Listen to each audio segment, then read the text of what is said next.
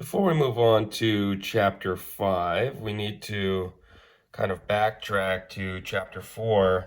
We need to talk about parallel lines. Skip this part just because chapter 5 is talking about parallel lines. And we need to talk about a bunch of definitions about certain types of angles that are formed when you cut two parallel lines with a line. So anyways, that's called a transversal. I'll talk about that. Couple definitions that I'll need you to write down on your own. First, a plane. So a plane, it's a two-dimensional surface that extends infinitely. It has length, it has width, it has no thickness. So the best way for me to describe what a plane is for you to think about a piece of paper. So a piece of paper, as long as it's not curved, a piece of paper, it's flat, right? It's a flat surface. It has two dimensions, but look, it has no thickness. And so a plane can just be floating kind of in air, sort of like sitting in any position that you need it to be sitting. But the only difference between a piece of paper and a plane is that a plane extends infinitely in all directions, which means, like, imagine this piece of paper extending that way and down and extending left and right infinitely. That's what a plane is. And so I think we've talked about planes before, but we just need to talk about it once again. Next, I need to talk about parallel lines. Parallel lines, you already know what these are. They're just two lines that never intersect each other.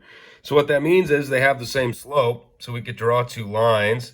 And if those two lines have the same slope, that means that they'll never intersect each other. Then those lines will be parallel.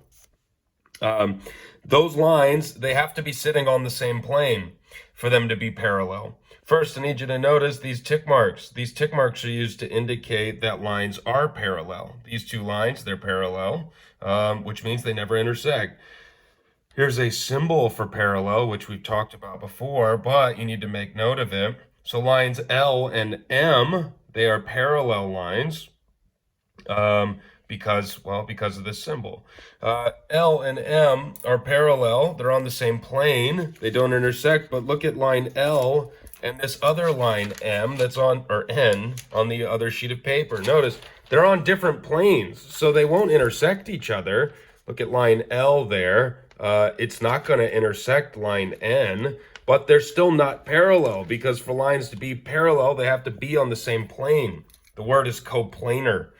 So for lines to be parallel, they have to be coplanar. So you need to know these two definitions here. Next, we want to talk about the angles that are formed by a transversal. A transversal, it's just a line that intersects two other lines. So look, we have line A and B. It does just so happen to be that they are parallel lines. But any line can... A line can intersect two other lines. They don't have to be parallel. The bottom line is this line is transversal because it intersects these two lines here. Now notice there's a bunch of angles that are formed when this one line T here intersects A and B. We've got 4 angles formed here at the intersection of line T and A. We've got 4 angles here at the intersection of line T and B. And there's certain names for these angles. So first, you need to know what a transversal is. You could write that definition down. And then there's a bunch of different angles formed. You'll need to know how to spot these different types of angles. And you'll need to know, I guess, how to define them in your own words. But first, let me go through it. Alternate interior angles. I'm going to use red to show you one pair of alternate interior angles. All of these angles are pairs. They're 2 angles. So, well, actually, first let's talk interior. The interior is this region. Interior is this region that's inside of the 2 lines. Interior. They'll usually be parallel lines, but the interior is on the inside of them. The exterior is the region on the outside of the lines.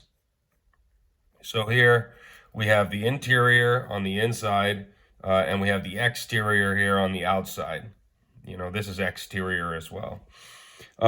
This word alternate has to do with which side of the transversal the angles are on. So alternate interior angles, which I will use red to show, Two of them are 4 and 6. They're alternate because they're on opposite sides of the transversal. They're alternate interior because they're on the interior of the two parallel lines. So 4 and 6 are alternate interior angles. There's another pair of alternate interior angles here, and that's 3 and 5.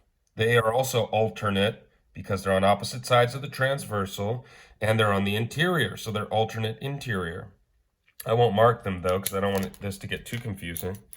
Next, we have alternate exterior angles, which I'll show you in blue.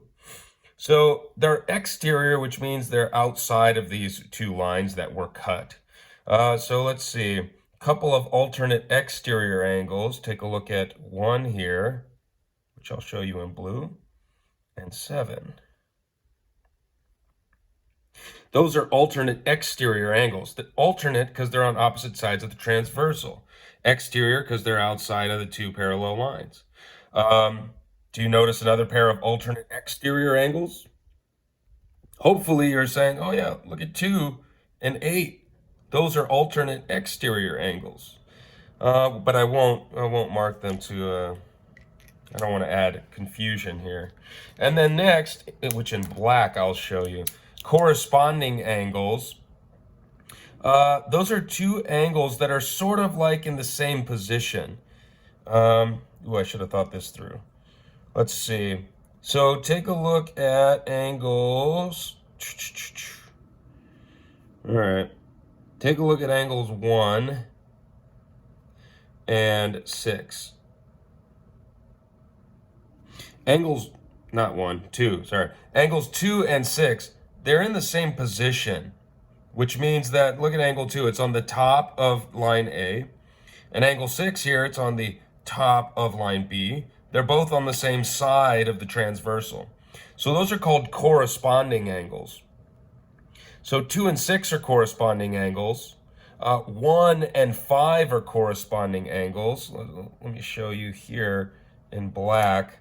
1 and 5 are corresponding angles because, 1's on the top of line A, 5's on the top of line B. They're both on the same side of the transversal. They correspond. They're sort of in the same position.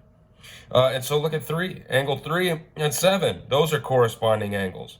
Angle 4 and, hopefully, you're saying 8. Yeah, those are corresponding angles.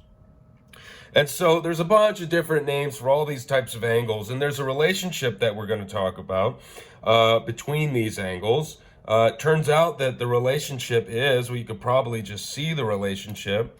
If these lines are parallel, which here you go, let me give you a symbol to show you that they are definitely parallel. We use this symbol to show lines are parallel. If two parallel lines are cut by a transversal, then you'll see that these alternate interior angles, they do look like they're the same size, and that's because they are. They're congruent. Alternate interior angles will be congruent. So will alternate exterior angles, these blue ones here. Yeah, those will also be congruent if the lines are parallel, the ones that are cut by the transversal. Take a look at the corresponding angles, like 2 and 6. Don't they look like they're the same size? That's because they are. Corresponding angles will be the same size as long as these lines are parallel. Angle 1 and 5, those are also congruent at the same size.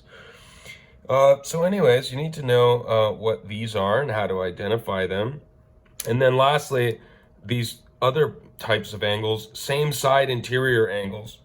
So they're same side interior. So they're the angles that are on the interior and on the same side. So look at 4 and 5. Those are same side interior angles. 3 and 6 are also same side of the transversal, same side interior angles. Those won't be congruent. Those will end up being supplementary. You add these angle measures together, they'll sum to 180. Same for 3 and 6.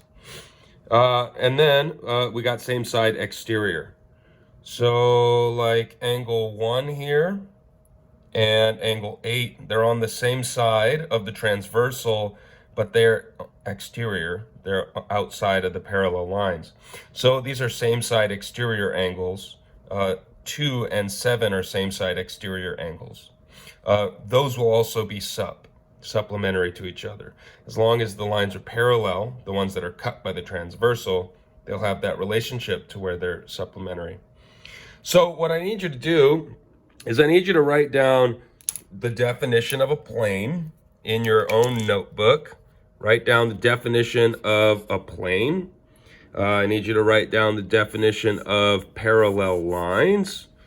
Okay, I need you to write down the definition of a transversal. And then I need you to, in your own words, describe these 5 different types of angles. Now, they're pairs of angles. So when you say alternate interior angles, that's a pair of angles. I need you to describe for yourself on the sheet of paper in your own words each one of these. Define each one of these. And I also need you to draw your own diagram of 2 lines that are being cut by a transversal. I want you to name them something. Don't use the same name as me. Just name them however you want to name them. You know how to name lines. And then draw a line that intersects both of them. That'll be your transversal.